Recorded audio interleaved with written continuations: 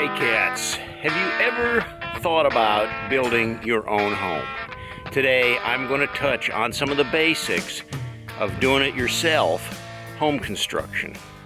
Now, I built this log house in 1992, and I know that was a long time ago, but some of the standards still hold the same today. Before you even get started thinking about building your own house, you got to know this. It's going to take some perseverance. It's going to take some stamina and a little bit of skill. You'll have to have some background in the construction trade. If you've got that, if you're ready to go gung-ho, be prepared. It's a challenge, but you're going to save tons of money in doing it yourself. Now, when I talk about doing it yourself, I don't mean that you're going to build the whole house all by yourself. You're going to need some help. So you're going to have some family and friends that have some skills that are going to be able to give you a hand too.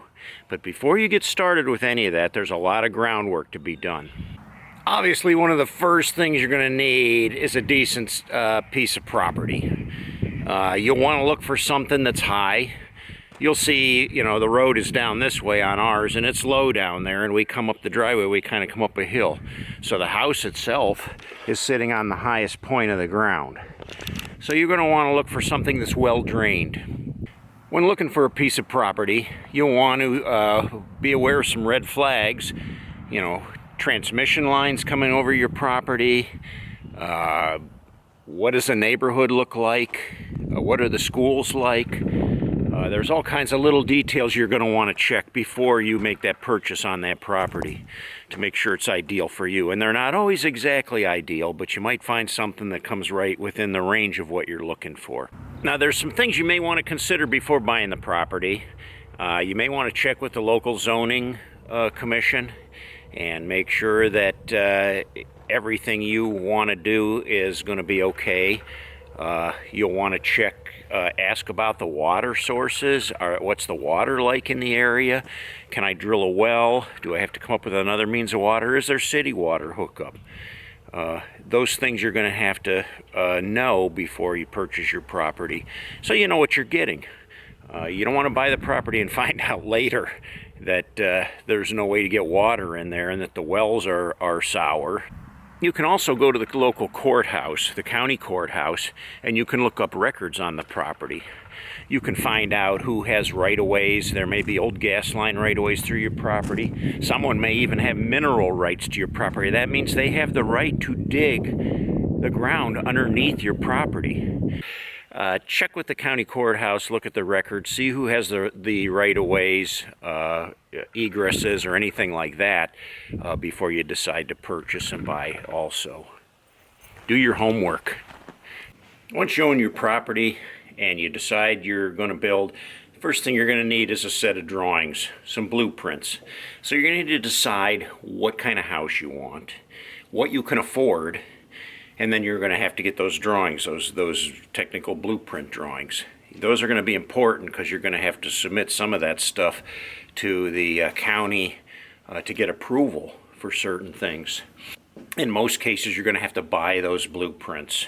They're going to be very technical, and the bank is going to want that too. Once you decide what you are going to build, and everything looks like it's okay and good to go, you're going to need to do a lot of homework. You're going to need to do everything on paper before you even get started. In my case, it took me almost a whole year to get everything set up before I was ready to build. And we'll talk about that in a minute. So as I said, from this point on, you're going to have to build the house on paper. What does that mean? It means you are going to be the contractor.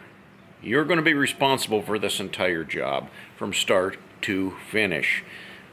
Starting is the big part. How do I start? What do I do? Where do I go? Well, I picked up some resources at the local bookstore. Number one, I had a workbook on contracting your own home or building your own home. And there's a lot of great resources with that. This workbook was really great because it started out with purchasing property and went step by step and hit all the details. You're going to want to know all those details, and this workbook will help you to stay on track with that. So now that you have a plan, you have your blueprints that you've purchased, you're ready to go, you're not just going to start building. You're going to have to probably secure a loan. You can do that by looking at rural banks. Now, in the big city, you're not going to find a construction loan. But if you go into the more rural areas, like in my case, I went south down towards Amish country, and the Amish build their own homes all the time. So the banks are very willing to give a construction loan. What's a construction loan? Construction loan, the bank will loan you the money to build your house, but they're only going to pay you on different levels of the construction. So you're going to need some startup money to get started. And then let's just say, okay, step number one, I'm going to build the foundation. Once the foundation is done and it passes inspection by the local inspector, county inspector, and the bank has an inspector, if it passes, they're going to pay you for the foundation. And then you can pay your subcontractors. Subcontractors, what are those?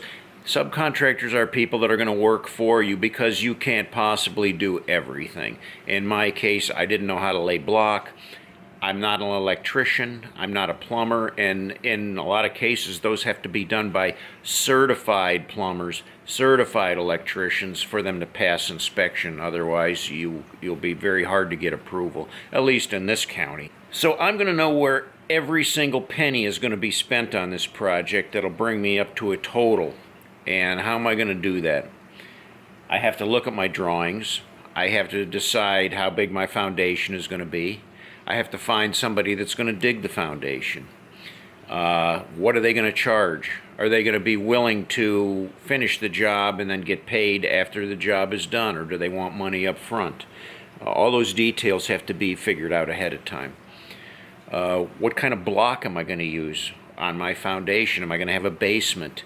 In my case, I decided to use a 12-inch block, so there's a different price for that. It's a little sturdier block for a much sounder foundation. How many blocks am I going to need for my basement? What kind of price am I going to pay for that? So I have to go out and get quotes. So I go to different vendors, different block yards, and get pricing on blocks so I can get the best price possible, and then decide whether or not they can deliver it and what their time frame is for delivery. And I want to kind of set all this up ahead of time. That continues to go into the house construction. What kind of lumber am I going to use? How much lumber am I going to use? I have to get quotes for lumber. I have to have pricing. And the bank's going to want all of this before they're going to approve you on a loan. In fact, some of the paperwork the bank gives you will detail out exactly what they're asking for. In my case, they wanted to know what size of lumber I was going to use to build a wall. Is it going to be a 2x4? Is it going to be white pine? Is it going to have a double header at the top? They wanted to know every detail. What my walls were going to be built out of. Who was going to be my electrician.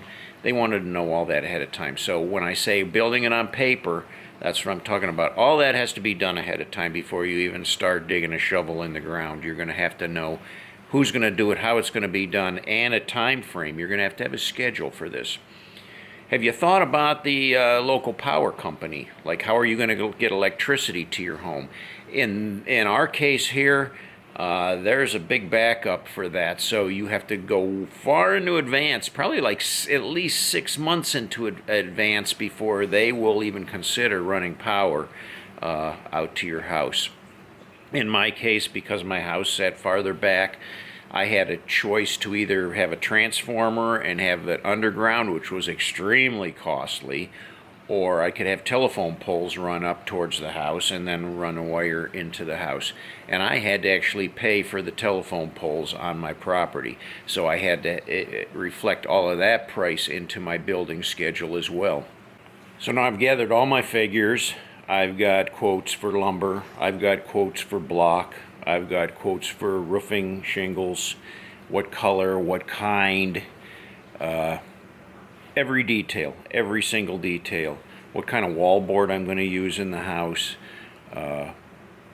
in my case, where I'm getting the log kit, what kind of lumber are the logs, they're yellow pine, what company is supplying them to me. And for materials too, I searched far and wide to get the best prices. Let's take windows for instance. Windows can be really costly, and I probably drove 150 miles to pick up windows at a supplier that offered them at a fraction of the price that I could have got them locally. So it was well worth the trip to get a trailer on my vehicle, drive all the way out there, pick up my windows, and bring them home myself. Saved a lot of money that way. So doing your homework, getting everything on paper, getting all your price quotes ahead of time so you know exactly where you're at and you know exactly how much money you're spending. And really, if you're going to go through the bank and get a loan, it's required. You're going to have to do that. A lot of work. It took me like a whole year to get everything all laid out and ready to go. And a lot of it's dealing with subcontractors too, trying to get quotes from multiple contractors. You need somebody to dig your foundation. You're not just going to pick the first guy that comes along. You're going to ask a couple of contractors around the area and get the best price. And then a time schedule too, when they're going to be free to do that. You don't want to be waiting and waiting for the guy to come and he keeps putting you off saying, well, I can't do it till next month because I got all these other jobs going on. No, you got to have a definitive schedule and you got to stick to it. Now let's say all of that stuff's done and you're ready to start building. Well, the first thing you're going to need to do is mark out where your house is going to go. Think about these things. The sun usually hits the house from the south. Most of the weather comes from the southwest. So those factors may determine where the front of your house is going to be. Know that your plants are going to grow where there's windows that face the south. So you may want the front of your house facing towards the south where the sunlight can come through, where you can have some nice plants there. And then, you know, if you're going to have a porch where you're going to sit, you may not want it facing towards the west where all the wind and the weather is going to be hitting you right in the face too. You may want to be protected and have that porch on the east side of your house. Consider those things ahead of time.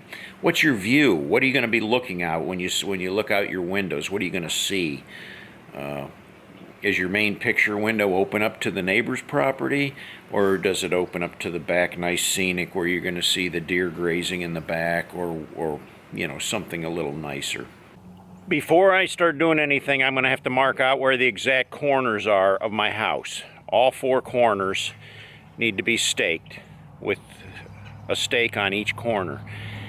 That can be done. It has to be perfectly square. You can use that using the algebraic equation to find the hypotenuse, which would be the cross line, to make sure everything's perfectly square.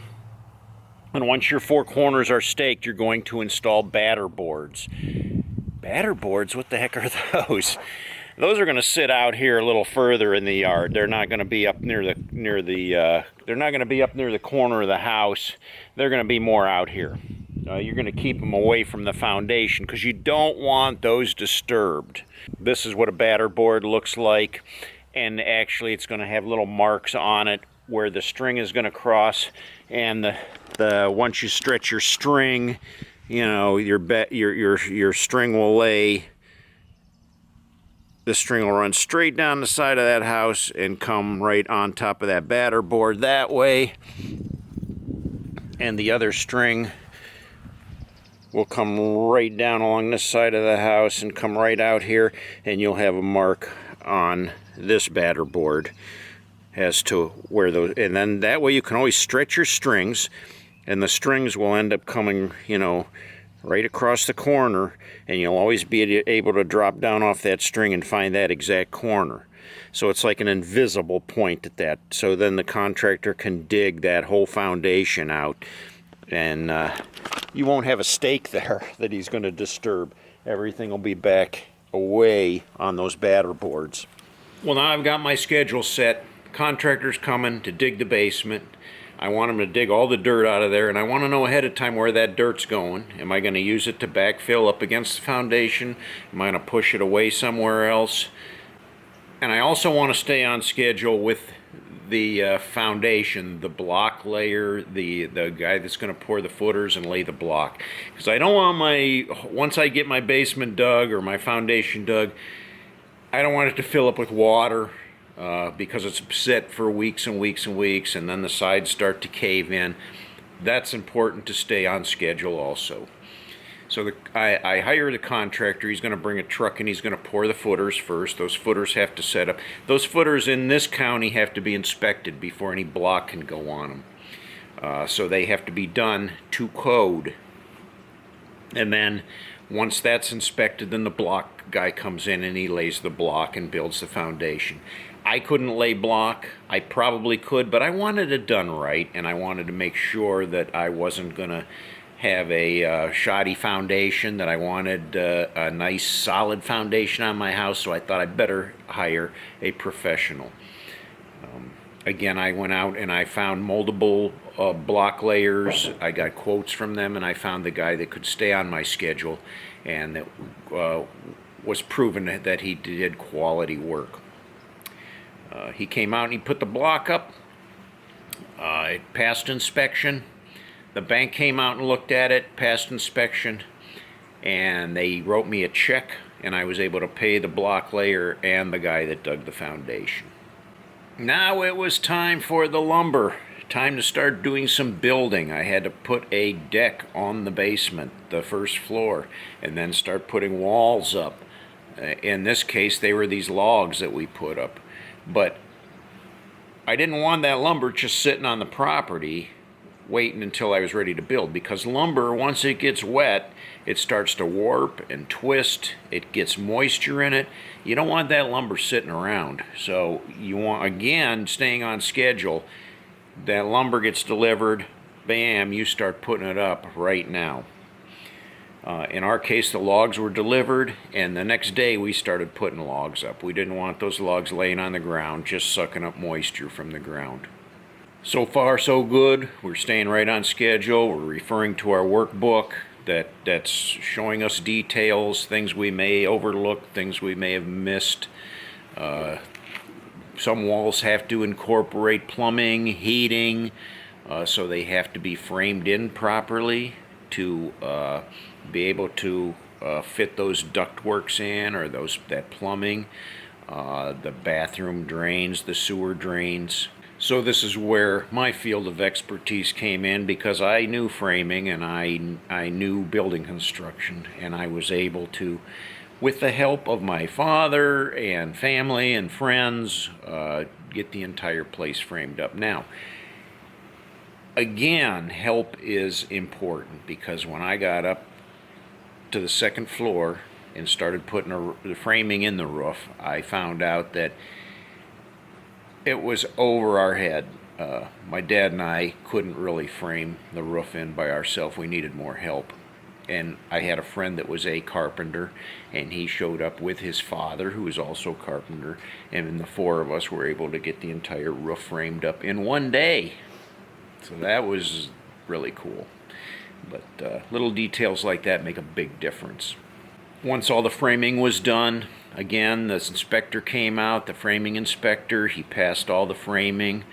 The bank came out and inspected it. They passed it, and they paid for that part of the process, and we were able to move on to the next part of it. Installing some windows, getting it sealed in, some doors, and then getting plumbing and electric installed. Again, the plumbing and the electric were done by subcontractors, so there was scheduling that had to be adhered to.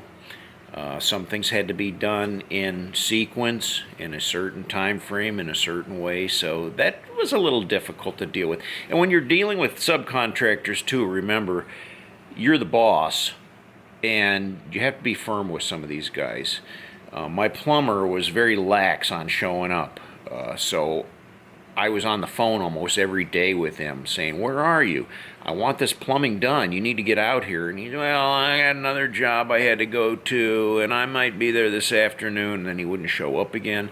So it was like pulling teeth, but I had to be very aggressive with him and let him know that I wasn't messing around. I needed it done, and I pushed and pushed and pushed him.